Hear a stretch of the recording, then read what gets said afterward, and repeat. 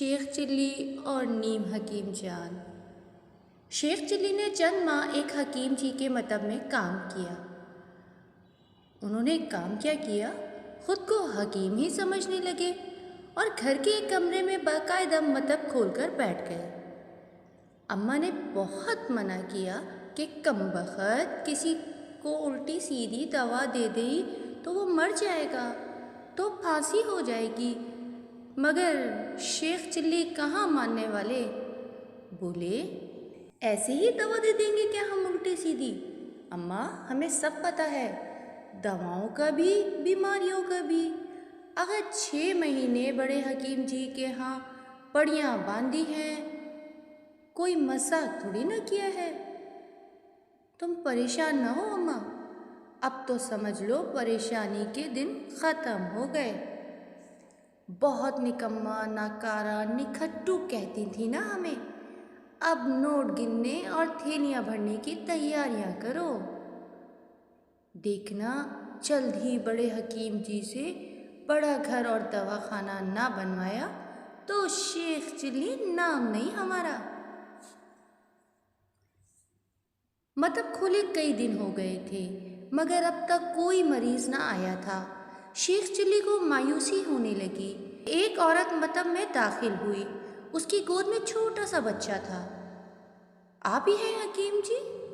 عورت نے شیخ چلی کو شک بھری نگاہوں سے دیکھتے ہوئے کہا۔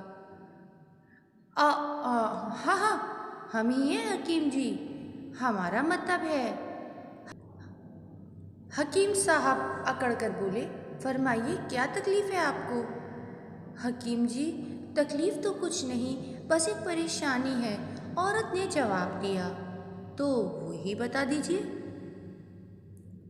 شیخ چلی جلدی سے بولے، ہم لوگوں کی پریشانیاں اور بیماریاں ہی تو دور کرنے بیٹھے ہیں۔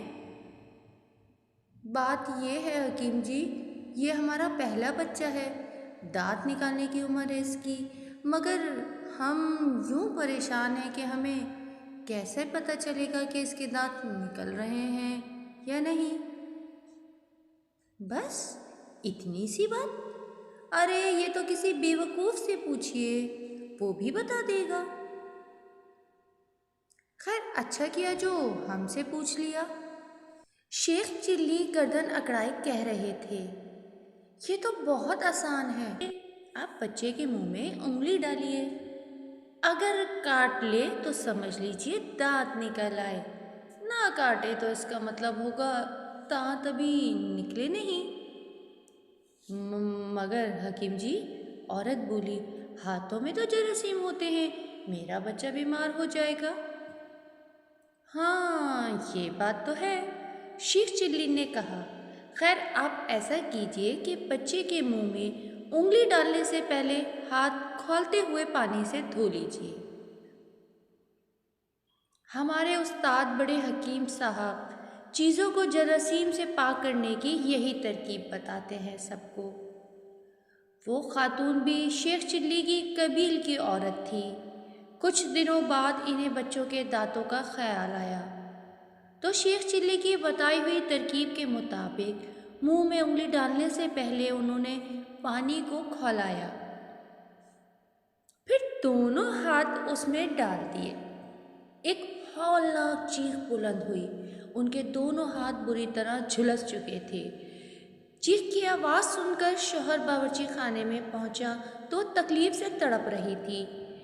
مرہم پٹی کے بعد شوہر کو اصل بات کا پتہ چلا تو وہ سیدھا مطب پہنچے۔ شیخ چلی ایک موٹی سی کتاب پر نظریں جمائے بیٹھے تھے۔ تم حکیم ہو یا قصائی؟ وہ شخص مطب میں داخل ہوتے ہوئے دہاڑا۔ شیخ چلی کے ہاتھ سے کتاب چھین کر تخت پر پٹک دی اور اب خونخوار نظروں سے انہیں گھور رہے تھے۔ ارے ہائے یہ کیا، حکیم ہیں ہم، ویسے قصاب کا کام بھی جانتے ہیں، کہو بکرا ذبح کر دیں کیا؟ اس شخص نے اچانک ہی شیخ چلی کا گلا دبوچ لیا اور دانت پیستا ہوا بولا، ذبح تو میں تمہیں کروں گا اب، نیم حکیم کی اولاد، تیری وجہ سے دونوں ہاتھ جل گئے میری بیوی کے۔ مگر ہوا کیا ہے؟ شیخ چلی اس کے ہاتھوں سے اپنا گلا چھڑواتے ہوئے بولے۔ کچھ تو پتہ چلے۔ پتہ نہیں تجھے؟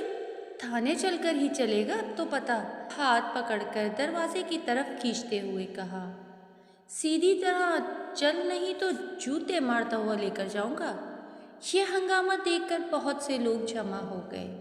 اماں بھی دروازے میں آ کھڑی ہوئی تھیں۔ لوگوں کے پوچھنے پر اس شخص نے ساری بات بتائی۔ شیخ چلی بھی غور سے سن رہے تھے۔ فوراً بولے، لو، اتنی سی بات پر اتنا بڑا ہنگامہ؟ ارے ہاتھ جل گئے تو کیا ہوا؟ ہم جو ہیں حکیم ابن حکیم، ایسا مرہم دیں گے، ادھر لگاؤ ادھر زخم غائب۔ ابھی لایا؟ شیخ چلی اتنا کہہ کر مطب کی طرف بڑھے، مگر اس شخص نے فوراً ان کا ہاتھ پکڑ لیا۔ نہیں چاہیے تیرا مرہم دھرم، نہ جانے وہ کیسا ہوگا، تھانے چل وہیں فیصلہ ہوگا۔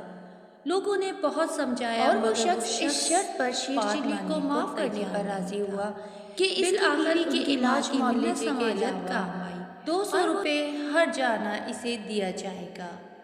بعد میں اماں نے شیخ چلی کی خوب خبر لی، ڈانٹا پھٹکارا وہ الگ، دو ان کی دنائی دی ہے ان کو۔ وہ سر جھکائے سنتے رہے، پٹتے رہے، مگر دل میں سوچ رہے تھے لوگ ان کی ترقی سے جلتے ہیں، ذرا سا ہاتھ جل جائے تو آ گئے جھگڑا کرنے، تھانے لے جائیں گے۔ آخر علاج کروانے میں تکلیف تو ہوتی ہے۔ یہ بات تو خود بڑے حکیم صاحب کہتے تھے، مگر ہماری بات لوگوں کی سمجھ میں بھئی کہاں آئے گی؟ اماں نے غصے میں کچھ پکایا بھی نہیں، ڈر کے مارے شیخ چلی بھی کچھ نہ بولے، بھوکے ہی سو گئے۔ اگلی صبح بیدار ہوئے تو پیٹ میں چوہے دوڑ رہے تھے، باورچی خانے سے کھٹ پٹ کی آوازیں آ رہی تھیں۔ منہ ہاتھ دھونے کے بعد وہ وہیں پہنچ گئے۔ اماں ناشتہ تیار کر رہی تھی، انہیں دیکھا تو خفگی سے نظریں پھیر لی۔ اماں، او اماں، شیخ چلی بچوں کی طرح ٹھٹک کر بولے، اب تک ناراض ہو؟ دیکھو ہم نے تو رات کو کھانا بھی نہیں مانگا، بھوکے سو گئے، اب تو معاف کر دو۔ ان کے انداز پر اماں کو ہنسی آ گئی، منہ پھیر کر اسے چھپاتے ہوئے بولی، تو ایسی حرکتیں ہی کیوں کرتا ہے بد نصیب؟ وہ مستنڈا تجھے لے جا کر تھانے میں بند کرا دیتا تو میں کیا کرتی؟ نوٹوں کے تھیلے بھروا رہا تھا اس مطلب کی کمائی سے، الٹا اس موٹی کے علاج کروانے پر پیسہ خرچ کرنا پڑ جاتا، جو تیرے کہنے پر اپنے ہاتھ جلا بیٹھی۔ دیکھو اماں، اب یہ نہ کہو، شیخ چلی منہ پھلا کر بولے، اتنا بڑا مطلب چلا رہے ہیں، اب بھی ہم کسی کام کے نہیں ہیں۔ ناشتہ کرتے ہی ابھی کھولتے ہیں اسے، دیکھنا مریضوں کی قطار لگ جائے گی۔ خبردار جو مطلب کا نام بھی لیا۔ اب کی بار اماں خوب چلائیں، کان کھول کر سن لے، اب یہ جھاڑو پھرا مطلب کھلا تو آگ لگا دوں گی اسے۔ میرے پاس خزانہ نہیں رکھا جو لوگوں کے علاج کراتی اور جرمانہ بھرتی پھروں، سمجھ گیا تو؟ شیخ چلی سر جھکا کر دوبارہ ناشتہ کرنے لگے۔ وہ سوچ رہے تھے یہ اماں بھی خوب ہیں، کچھ کرو تو کرنے نہیں دیتی، نہ کرو تو کہتی ہیں جھاڑو پھرا، کسی کام کا ہی نہیں ہے۔ اب بتائیں ہم کریں تو کیا کریں؟ تو ویورز بتائیے شیخ چلی آخر کریں تو کیا کریں؟ وہ جو بھی کرتے ہیں وہ ہمیشہ الٹا ہو جاتا ہے۔ اسی کے ساتھ ماہی گلز کو اجازت دیجیے، انشاءاللہ نیو اسٹوری کے ساتھ پھر ملیں گے۔ اللہ حافظ۔